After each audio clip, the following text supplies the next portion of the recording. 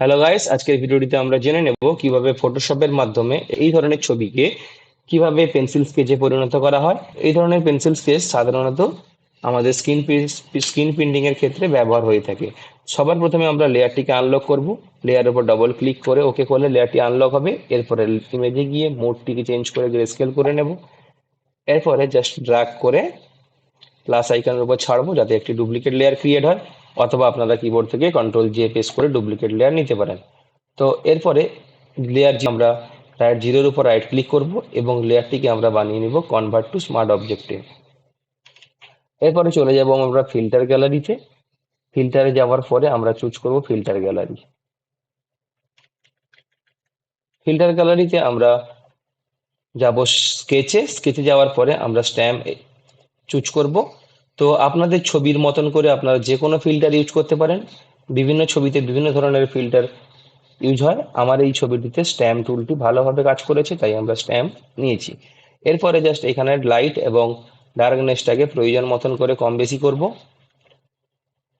ওকে করব। মোটামুটি ভাবে আমার দেখুন ছবিটি রেডি হয়েছে, কিন্তু সমস্যা একটাই যে আমার ছবিটির এক সাইড কিছুটা হোয়াইট হয়ে গেছে, কোনো কিছুই আসছে না। তো তার জন্য আমরা এই জায়গাটিতে আমরা ব্রাশের কিছুটা কাজ করে নেব। তো আমরা ব্রাশ টুলটি চুজ করব। ব্রাশ টুলটি চুজ করে নেওয়ার পরে আমরা কালার রাখবো ফোরগ্রাউন্ড কালার ব্ল্যাক এবং ব্যাকগ্রাউন্ড কালার হোয়াইট রাখবো, এবং এখান থেকে আমরা ব্রাশ নিয়ে নিব।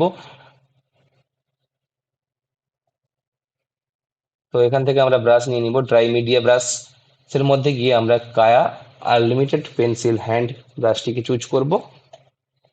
এরপরে আমরা একটি নতুন এরপরে আমরা একটি নতুন লেয়ার নিয়ে নিব। তো প্লাসের উপরে প্রেস করব, নতুন লেয়ার ক্রিয়েট হয়ে গেছে।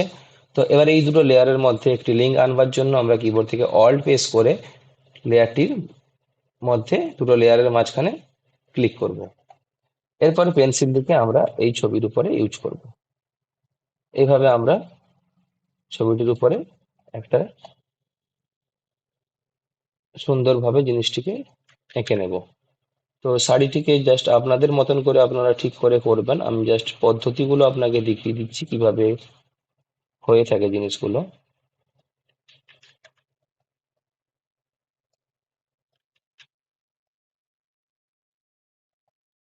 তো হাতটিকে আমাদের একটু ঠিক করতে হবে, তাই এই জায়গাটিতে আমরা হাতটিকে একটু যতটা সম্ভব ঠিক করা যায় তার চেষ্টা করব। হলো না, আর একটু মোটা করতে হবে।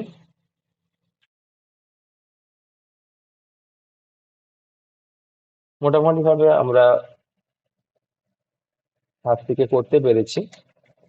ইরেজার দিয়ে সাইডটিকে একটু আমরা ইরেজ করে দেব।